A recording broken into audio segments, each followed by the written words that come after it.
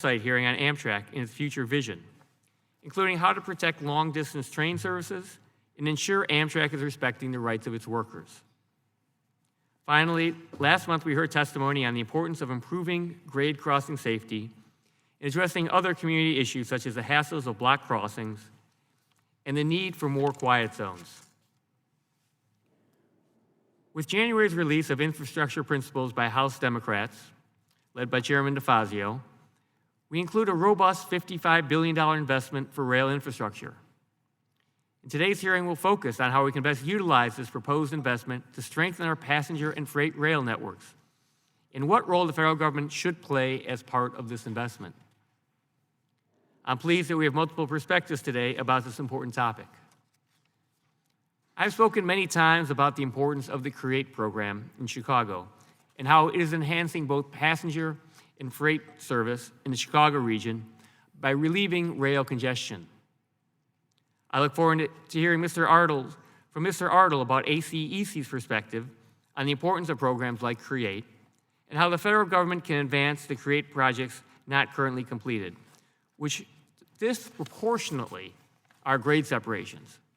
The need for more grade separations is one of the top issues I hear about from my constituents. I'm delighted we also have Dr. Sandra Burry, Mayor of the Village of Oak Lawn, who will emphasize the importance of commuter rail service to her community and others. Metro rail service is the economic foundation of these communities, and it's imperative that we do what we can to expand Metro service. Part of building a more robust passenger rail network is streamlining the process between local communities and freight railroads on adding commuter rail service. It should not take 10 years or more to add additional commuter train service.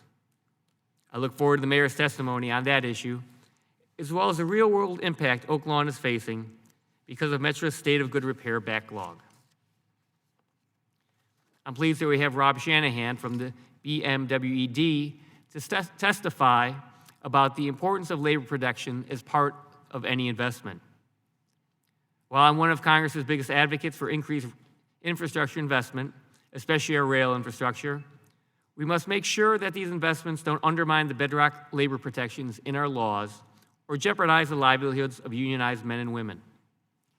Recently, there has been a concerning amount of contracting out of formerly union work in the Chicago area by Amtrak to non-union workers. I look forward to Mr. Shanahan's testimony on the very serious and concerning safety implications of Amtrak's actions. America has a freight rail network that is the envy of the world. While much of the investment in our freight rail network is by private companies, federal investments in recent years have played a critical role in strengthening our national freight network.